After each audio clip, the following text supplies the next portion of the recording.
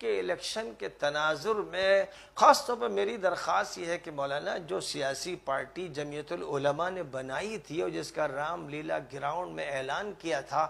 اب کم از کم امارت کے اس نظام کے ساتھ اس کا اظہار کر دیا جائے، تاکہ سب لوگوں سے یہ کہا جائے کہ بھائی ووٹ جو دینا ہے وہ مولانا ارشد صاحب کو دینا ہے، اور مولانا ارشد جس کو بھی کھڑا کر دیں گے وہی آخری ہوگا،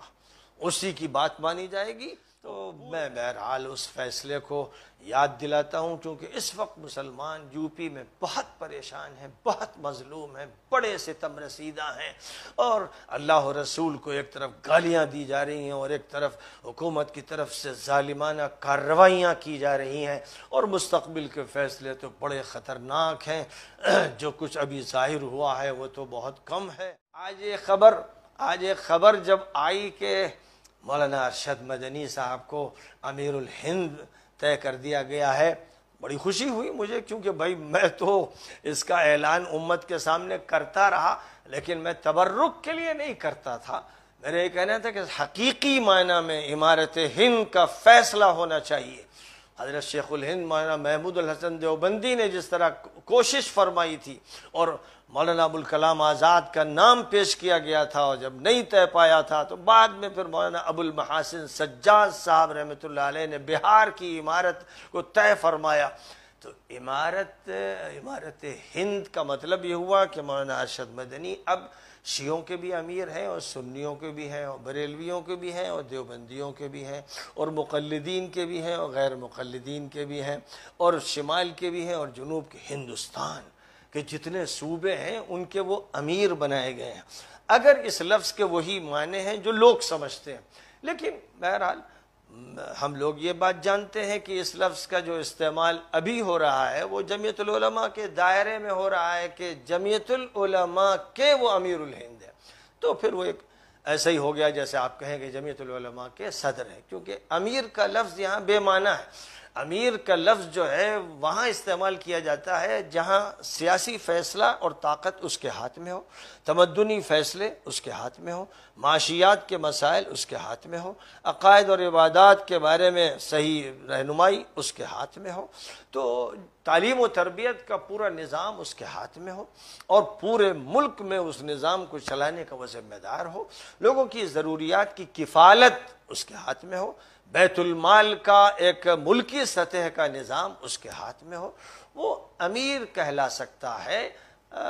قرآن پاک میں، حدیث نبوی میں اس اصطلاح کا جو استعمال ہوا ہے اسی معنی میں اس لفظ کو رہنا چاہیے۔ اس لفظ کو تبرک کی کوئی چیز بنا دینا درست نہیں ہے، مذاق اڑتا ہے، اور ایسا ہمارا امیر ہوتا ہے جو دوسروں کے سامنے مأمور ہوتا ہے، جو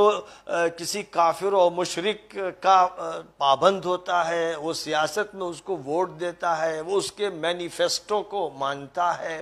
اور وہ اس کے ماتحت چلتا ہے، اور خود بھی اتنا چھوٹا اور ماتحت رہتا ہے کہ پولیس کے تھانے سے اسے جب چاہے طلب کر لیا جائے، اور جب چاہے اس کے خلاف کوئی کارروائی ہو جائے۔ تو بیچارے مسلمانوں کا امیر اگر ایسا ہو کہ وہ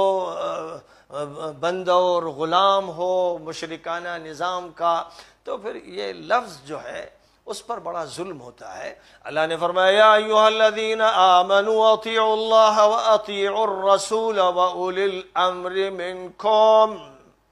اے ایمان والو اللہ کی اور رسول اللہ کی اور جو اولو الامر ہیں یعنی امیر ہیں تمہارے ان کی اطاعت کرو۔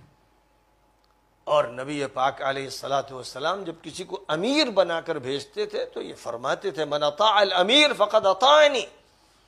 جو امیر کی بات مانے گا وہ میری بات مانے گا۔ بڑا مقام ہے،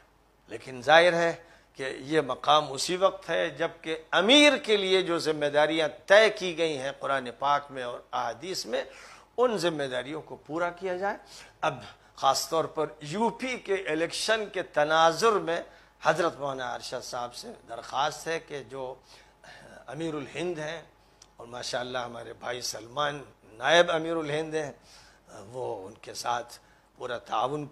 کر رہے ہیں اور کریں گے، اس لیے یو پی کے الیکشن کے تناظر میں خاص طور پر میری درخواست یہ ہے کہ مولانا جو سیاسی پارٹی جمعیت العلماء نے بنائی تھی اور جس کا رام لیلا گراؤنڈ میں اعلان کیا تھا،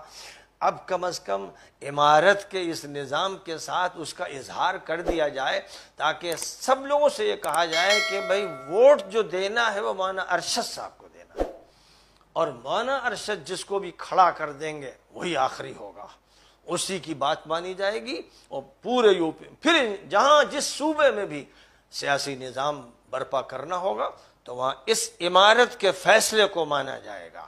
اسی طرح تعلیمی ادارے ہوں، معاشی ادارے ہوں، تمدنی ادارے ہوں، سب میں جو فیصلہ عمارت کا ہوگا